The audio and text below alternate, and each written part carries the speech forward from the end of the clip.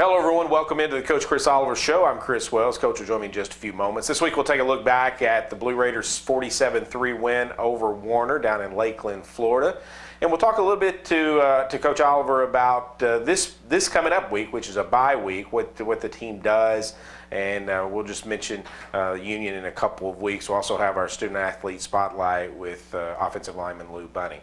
All that more coming up. We'll be back in a minute. This is the Coach Chris Oliver Show on the Lindsey Wilson Sports Network.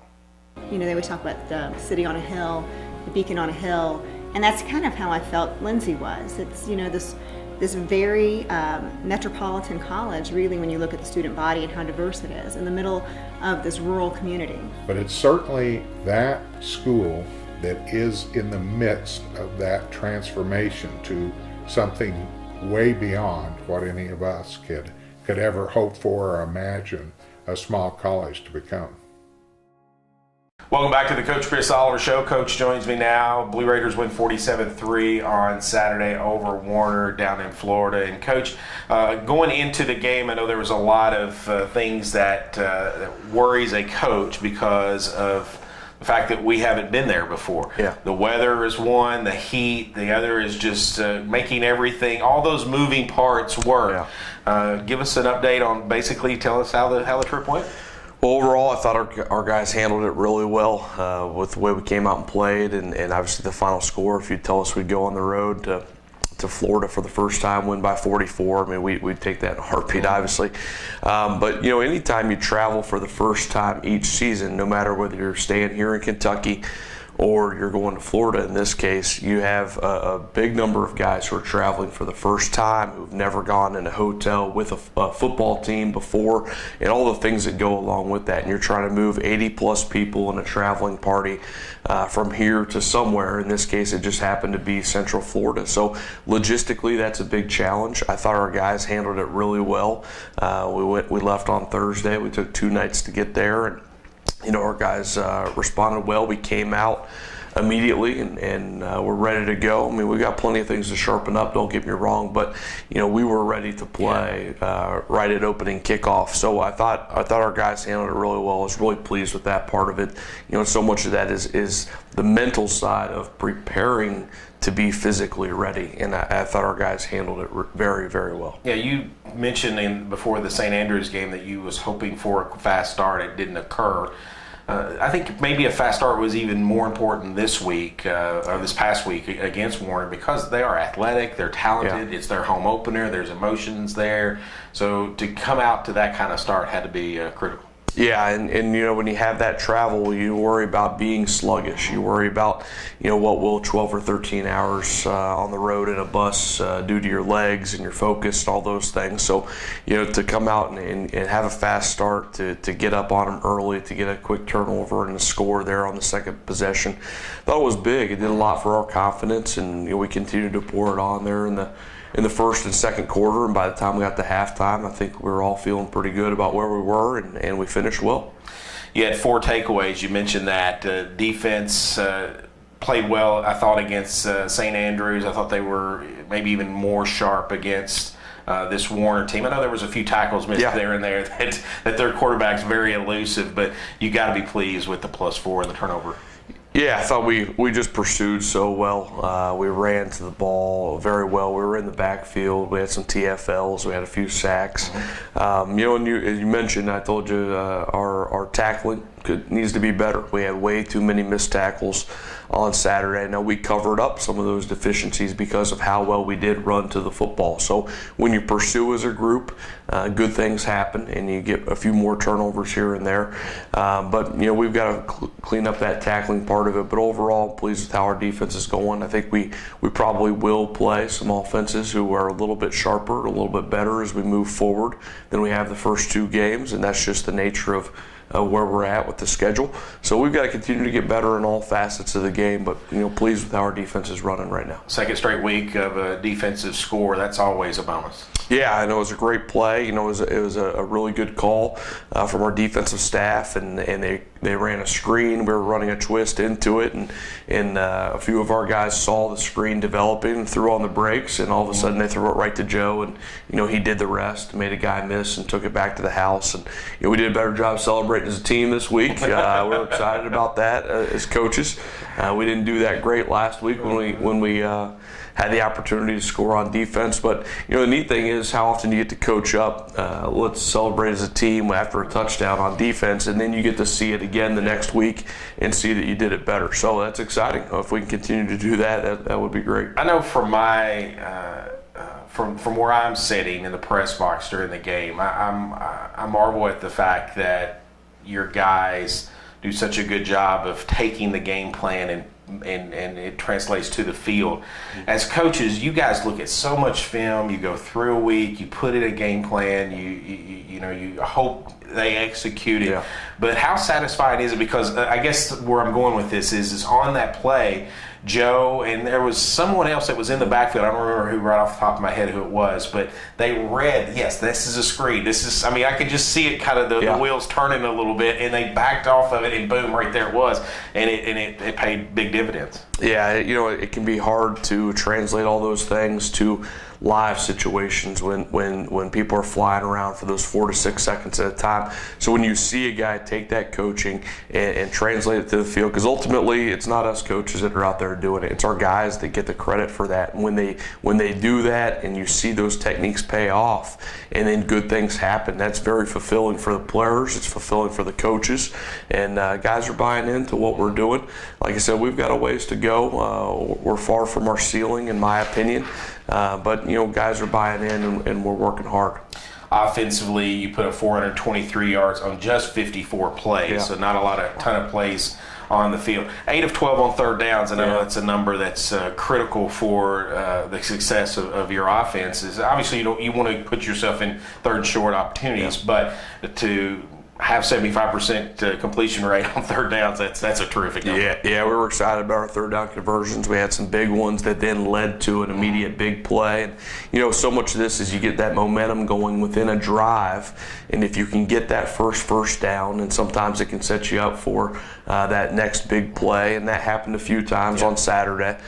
So your first down efficiency needs to get better, but we were really good on third down on Saturday. And I'd like to see us run the ball better. We didn't run the ball very well. And certain things you want to take what the defense is giving you, and you want to exploit some other things. But I think when we went back and watched the video as well, we had some opportunities for better runs. And we just got to do a better job of blocking and faking and running the ball. So we got to do that a little bit better than we did on Saturday. We mentioned in the post game the interview that Dylan played very, very well, and up with 5 touchdowns, just one shy of his own program record. He distributed the ball very well. 12 different players caught at least one pass in the game. That makes it difficult for the opposing team because you don't know where the ball's going. Yeah, it does. And we use the tight ends, we use the slot receivers, the outside, the backs caught the ball. I mean, every individual position group within our skill players on offense touched the football and caught the football on Saturday. And then the other thing is that individually and outside of just the positions, but rewarding guys who've been working through the week and the ability to get a few more guys in the game, late in the game when a score gets like that, and you can get some other guys touches. That's great for their development, for rewarding them. Those are things that we want to see continue to be able to happen. You talk constantly about a 60-minute football game and putting forth that 60-minute effort.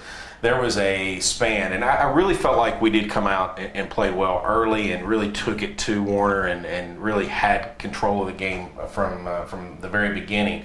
But there was a 5-minute span to end the half and start the second half. That was, I think it really put the game on ice. Dylan Beasley made a critical 3rd and 7 pass to Stoller. It was just a down and out near the sideline. He stepped out of bounds.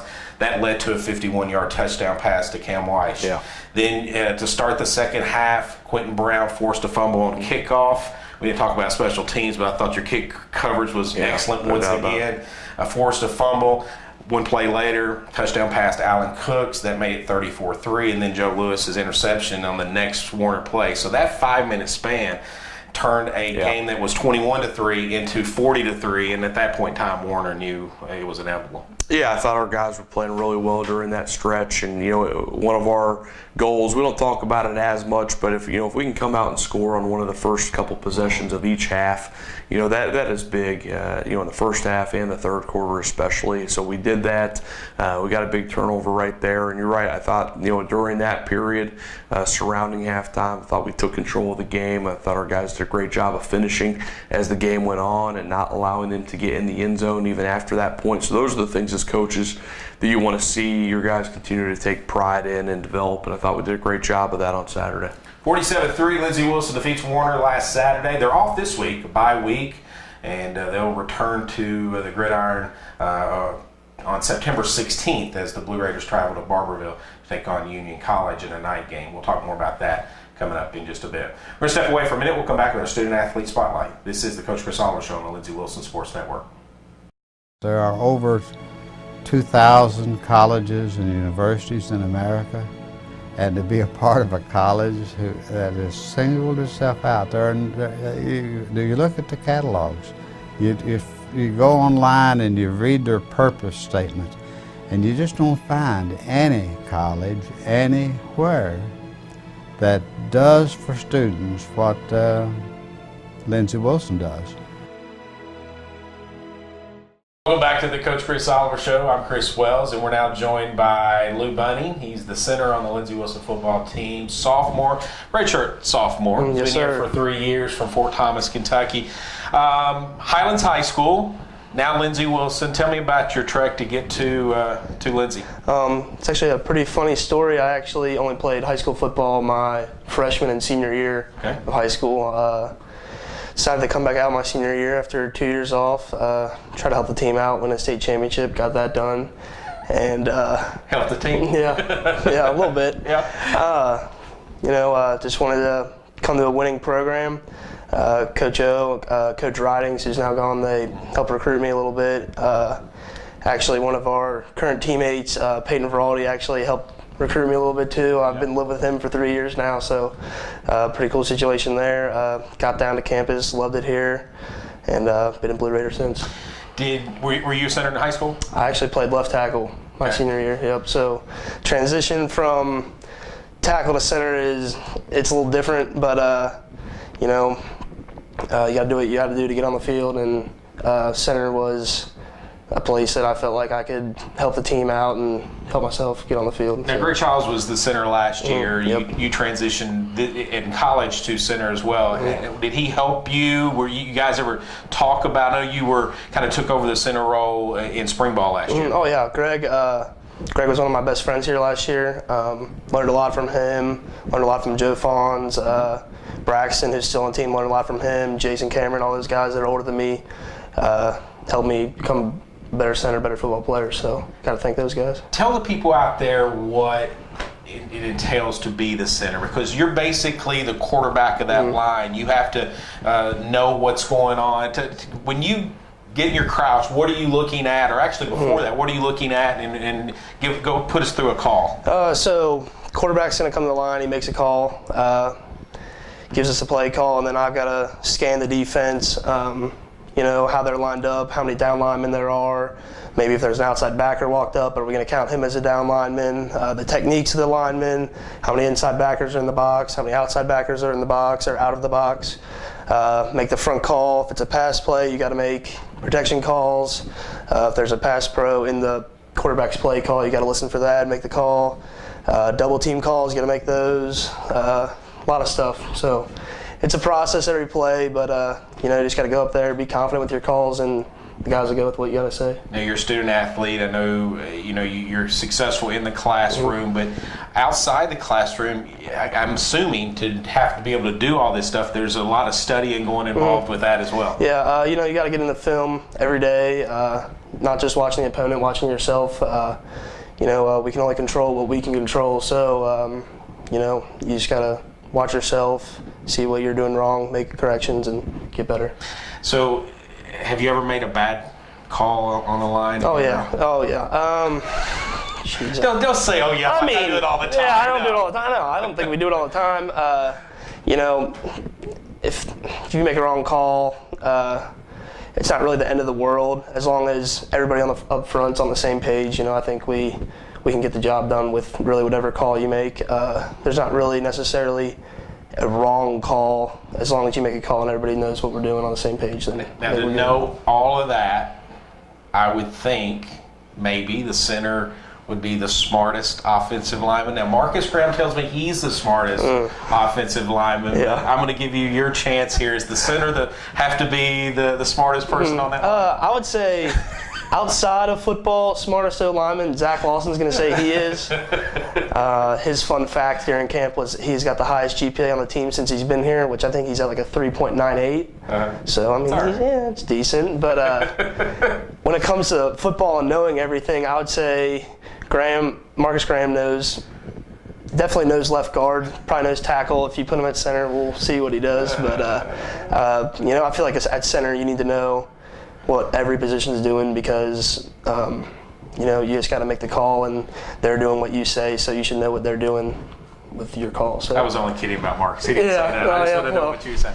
So we're visiting with Lou Bunning, the center on the Lindsey Wilson football team in our student athlete spotlight. And Lou, it's been a pleasure having you here. And great win this past weekend. I know that you guys celebrate as a team on touchdowns, and I got to think as an offensive lineman, that's one of the perks is going into that end zone when you've opened up a big hole for a running back or protected the quarterback on a long pass. That's got to be a great feeling. Oh, it's awesome running down there, picking guys up like Alan Cooks. He's pretty easy to pick up. But Javen, all those guys, Blake, all the receivers. Bees throws a good ball and make a big hole. It's fun to celebrate with those guys. Now, Beasley hit Camel Weish for a 51-yard touchdown right before the end of the second quarter. That's a long sprint. 51 yards. Yeah, it is. Every one of you guys did it, and you did it with enthusiasm. Yeah, you got to get down there. Running long distances not the forte for the O-line, but it's a good time to get down there and celebrating. Congratulations to a 2-0 start. Thank you very much. Lou Bunning on our student athlete spotlight. We're going to step away for a minute. We'll come back with Coach. This is the Coach Chris Oliver Show on the Lindsey Wilson Sports Network.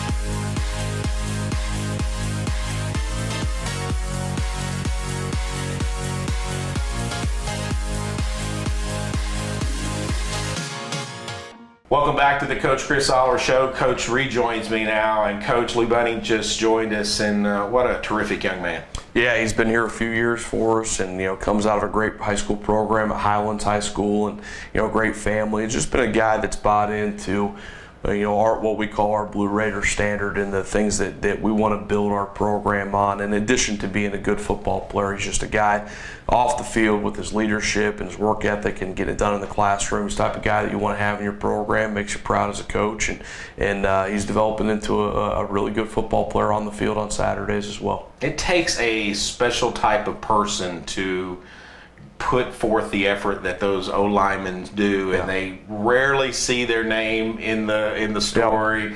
There's no stats for an O-lineman for them. I know there are unofficial ones that you guys keep. They don't get a ton of the credit too often.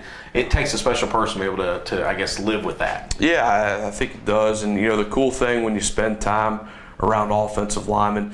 The really good ones, they love that part of it too. And I'm not saying they don't want their name called. Sure. They don't want that love here and there. Everybody loves that. That's human nature. But the really good ones, they get so excited about seeing a score, about seeing guys get in the end zone. And we really coach up celebrating as a team. When we score a touchdown, we want our skill guys first to hand the ball to the official, but then let's celebrate as a team. We video it. Let's get all 11 guys on there, and it's great seeing those 5 big guys run into the screen late in that celebration, depending on how long the play was. Sure. And seeing our skill guys high five those guys or chest bump or whatever they're doing, and getting excited as a team. That's exciting, and those guys feed off of that. I'll ask you one more question about the Warner victory. Where did you see improvement from week 1, week 2? We talked about that a little bit in the pregame, but where did you see some improvement? Well, I thought our pursuit probably took a step forward, even though maybe our tackling didn't. But we ran to the ball so well on Saturday for the most part. That was really big. I thought special teams came forward a little bit. Our return game, from a kickoff return standpoint, we didn't have a bunch of opportunities, which we're glad about. Sure. But that needs to improve. But our kickoff team took a big step forward. I mean, we've been good in both games. We went from good in game 1 to great in game 2. So those were a couple of the things. I thought there's plenty still to sharpen up on offense. Obviously, we made the big play, but we need to do a better job of moving the chains consistently. 47-3, Lindsey Wilson of East Union to move to 2-0 on the season. Still no poll. I think our first poll of the season, in season poll, comes out next week. So, Coach, each week you give out players of the week. Let's go through that list now. Yeah, this week on defense we had 2, Joe Lewis and Trent Mueller. Obviously Trent got Mid-South Conference Bluegrass Division Player of the Week, which we're happy for him on that. We thought Joe and Trent both played a great game. On offense, Dylan Beasley, he was very sharp on Saturday. Offensive line, Zach Lawson, their left tackle for us, played a great game. Special teams, we gave it to the entire kickoff team. I mean, those guys were just so great, setting up our defense in a great spot. We're running down the field, we're fast, our takeoff's great, our attention to detail. If we continue to do that in that fashion, then we're going to have a lot of success setting up our defense. Prep offense, we had a few: Shamar Bryant, George Gregory, and Isaac Keller. And then prep defense, Latrell Streeter, J.P. Porter, Cortez Henderson, Robert Carter, and H.T. Fountain. So anytime we're giving out 3 or 5 of those awards, that's great. And then we have prep special teams players of the week: Stom Ferrara, Lucas Ellison, and Jaron Puckett there. So a lot of guys doing a great job preparing. What we talked about last week was a short week. We changed our practice schedule. Normally Monday is off for us. We practice Monday, Tuesday, Wednesday to prepare for the travel.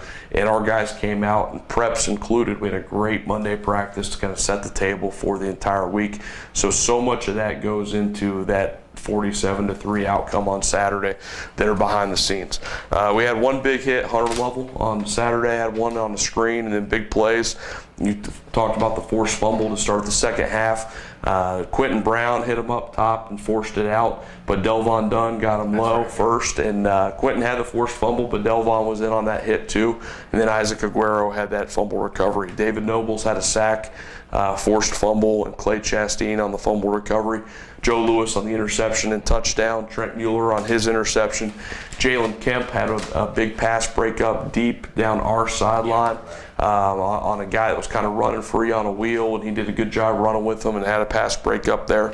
The entire offense for executing Javen Jones' touchdown catch on the screen. That was kind of a weekly adjustment to our blocking scheme on that play. Guys executed it great. The play action pass to Mikey Davis, again, kind of a special play we worked up for the week, and we all executed it really well. Dylan Beasley to Cam White at the end of the first half, and Dylan Beasley to Alan Cooks to start the second half. So a lot of positives there, a lot of big plays, a lot of prep team players of the week. And again, when I sound like a broken record, but if we're going through that list and it's long, then that means things are going pretty well. 47-3, Lindsey Wilson defeats Warner on Saturday to move to 2-0 on the season. This week a bye week, Coach. Briefly tell us about what you guys work on or do during a bye week. Yeah, this week, we've chosen not to look too far ahead at our next opponent. Now we've got a game of video that's up, and our guys are watching that, and we're certainly getting ready for Union mentally. But we've got a couple practices this week, and we're just really focusing on us getting better. We're not really doing a lot of prep team work. We have so many things to work on from a skill standpoint, basic standpoint. And then the other thing that's great that we choose to do in our program is, we set aside specific times throughout the season where we call it showtime. We give our guys who aren't playing on Saturday an opportunity to scrimmage against one another so they can continue to stay fresh with our schemes, continue to be evaluated in that fashion. So, we've had some of that this week, and it's great to see those young guys and maybe some of those guys who aren't quite traveling yet, get that opportunity to continue to put it on video and get evaluated and get better. So that's exciting for us as coaches, and I think it's exciting for our players too. But this week's really all about us and just focusing on getting the Blue Raiders better. Coach, congratulations on the win. Thanks, Chris. Blue Raiders win 47-3 over Warner this past week, and we want to send our thoughts and prayers out to all of our schools down in Florida as they embrace or get ready for the impact of Hurricane Irma, and we want to send our thoughts and prayers with all those schools that hopefully it'll veer and go away. We would definitely want to do that. Coming up next for the Blue Raiders, obviously bye week this week, and then Union is on the road in Barberville on September 16th. A little bit of a time adjustment from what you might see on the schedule cards, poster cards. It's a 6:30 kickoff instead of a 6 Central that was first announced. So 6:30 p.m. Central Time. We'll have the game right here on the Lindsey Wilson Sports Network, the audio version, beginning at 5:45. I want to thank Coach. I want to thank Lou Bunning. This has been the Coach Chris Oliver Show on the Lindsey Wilson Sports Network.